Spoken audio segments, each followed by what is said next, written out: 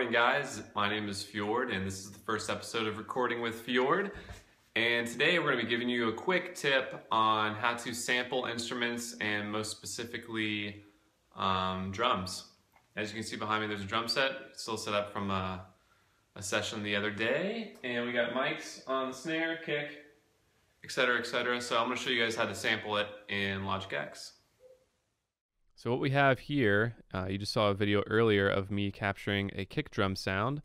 Now unfortunately the kick drum did not have a beater because the drummer took that with her, but I was able to hit the kick with my hand and get a decent sample for you guys. So I'm gonna make sure everything else is muted. And this is the sample that we ended up capturing with our Shure SM7B microphone. There it is. One more time. Sounding pretty dinky because I hit it with my hand, but that's besides the point. So to create a sampler instrument from any audio region, the shortcut is you highlight the audio and you press Control E.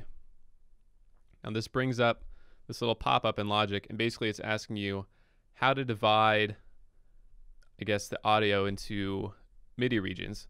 So we're going to use transient markers just because there's one hit, and a transient is that initial attack you see, that initial spike in the waveform, and that's how Logic determines there's a different sound. So if we had a ton of different kicks, maybe different drum hits, Logic would create a different sample from each of those transient markers. And another way you can separate it too is if you have different regions. So if we highlighted maybe 4 or 5 regions, different audio samples up here, Logic would divide those based upon that. But because we only have one audio sample and one wave, or I guess one transient marker, we're just going to use that. And this tells you what notes Logic is going to map it to. And again, because we only have one, it's just going to do whatever in this box, and you can set this to whatever you want. C1's the default, and that's the easiest, so I'm just going to leave it like that. And bam, as you can see, I've done this before. So what this does, Logic automatically mutes the region that we just sampled, and then it creates a MIDI sampler immediately below it on a new track. And Logic uses its default sampling, I guess, instrument called the EXS24. And it's a great piece of software. It's a great instrument. If you haven't used it before, I suggest you get intimate with it. I do so many cool things with it. Sampling is just one of them. But we'll dive in. We'll show you what Logic just did through the Control E shortcut. So as you can see, like I said earlier, Logic said it was going to map it to C1, and sure enough, it mapped it to C1. I'm clicking it, and it's triggering the audio that we just captured. And I'm going to hit my MIDI keyboard too so you can see it. So again, I'm controlling that through a MIDI keyboard on my desk. Just makes things very easy. And the reason we decided to sample the kick drum in this particular song is there was a double kick pattern somewhere in the bridge / breakdown that was very difficult for the drummer. She had very little time to learn the part, and we just, we were kind of on a deadline to get the track done. So we decided to sample the kick and fill in the double kicks with her. So we had her play the normal pattern, but we just sampled the double parts just to save time. And I'll let you hear that.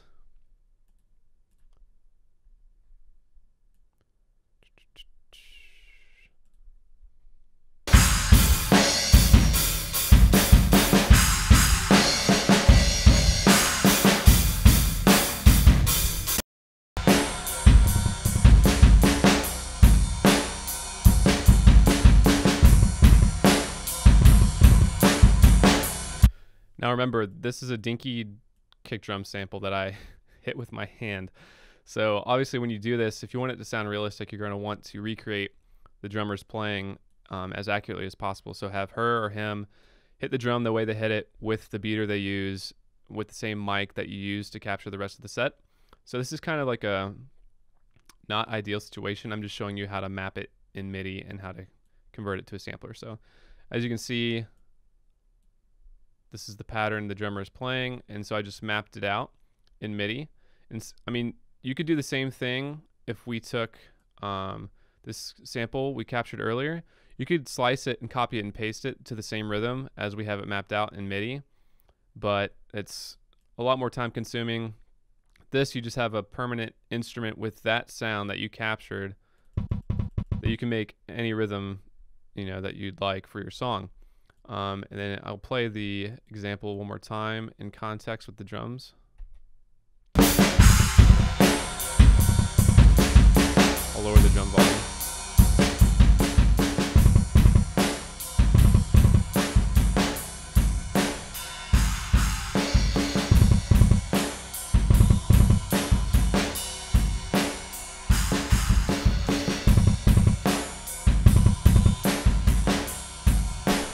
And that's just one example of how you can use sampling to just make your life easier.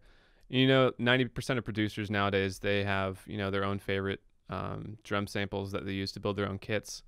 I know a lot of drummers personally will sample their own kits just so they can demo maybe some rhythms or beats that they want to lay down without them actually having to set up the drum kit, but still have the same sound of their kit and of their playing. It's just a good shortcut for recording, or even if you need to do some patchwork like what we did today. And just to rehash, when you want to create a sampler instrument, this region's muted, I'm going to unmute it. So just highlight it, and Control E will create a sampler instrument, or you can come up here to Track in the Logic menu, and you can just go down to Convert Regions to New Sampler Track. It's the same thing. I'm all about keyboard shortcuts though, so Control E, that is the magic button. So anyways, guys, this is a little quick tip from Recording with Fjord. Hopefully I was helpful, and hopefully you can put this trick to good use in your own projects. All right, thanks a lot.